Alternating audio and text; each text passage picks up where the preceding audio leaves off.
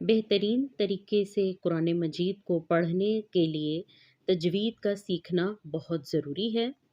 تجوید کے لغوی معنی ہیں عمدہ کرنا، اچھا کرنا، اور اس کے اصطلاحی معنی ہیں قرآنی حروف کو ان کے مخارج اور جمی صفات کے ساتھ ادا کرنا، کہ جہاں سے اس کی ساؤنڈ نکل رہی ہے وہاں سے اس کو ادا کرنا، اور وقوف کی معرفت حاصل کرنا کہ آپ نے کہاں رکنا ہے اور کہاں نہیں رکنا۔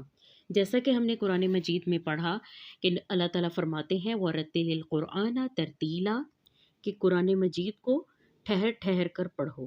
حضرت علی رضی اللہ عنہ نے ترتیل کی تعریف کرتے ہوئے فرمایا الترتیل ہوا تجوید الحروف و معرفت الوقوف، یعنی قرآن حروف کی صحیح مخارج اور صفات کے ساتھ ادائیگی اور وقوف کی معرفت حاصل کرنا ترتیل ہے۔ مخارج سے مراد لفظ کو وہاں سے نکالنا جہاں سے اس کی آواز صحیح طریقے سے ادا ہو، یعنی عین کو عین پڑھنا اور الف کو الف پڑھنا۔ بعض حروف ملتے جلتے ہیں جن کی آواز جو ہے وہ ایک جیسی نہیں ہوتی، ان کو ان کے مخرج سے ادا کرنا ہی تجوید ہے، جیسے دال اور تا۔ تا باریک پڑھا جاتا ہے، تا موٹا پڑھا جاتا ہے، سین میں سیٹی ہے، صاد میں موٹائی ہے، ایک کاف باریک پڑھا جاتا ہے، ایک قاف موٹا ادا ہوتا ہے۔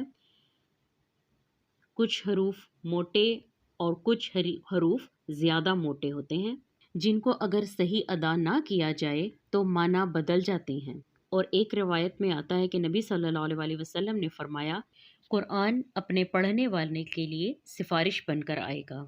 اور حضرت عائشہ رضی اللہ عنہا فرماتی ہیں عمدہ طریقے سے تلاوت کرنے والا فرشتوں کے ساتھ ہوگا۔ اللہ تعالیٰ سے دعا کرتے ہیں کہ اے اللہ ہمارے لیے تجوید سیکھنے کے عمل کو آسان بنا دے اور ہمیں تجوید کی صحیح معرفت عطا فرما۔ آمین۔ انشاءاللہ اس کورس میں ہم پوری کوشش اور محنت کے ساتھ قرآن مجید کو خوش الحانی کے ساتھ پڑھنے کو سمجھیں گے۔ اللہ سے دعا ہے کہ وہ ہمارے اس سفر کو ہمارے لیے آسان بنا دے۔ اللہم فقہنا فی الدین رب یسر ولا تعسر وتمم بالخیر وبک نستعین۔ السلام علیکم ورحمۃ اللہ وبرکاتہ۔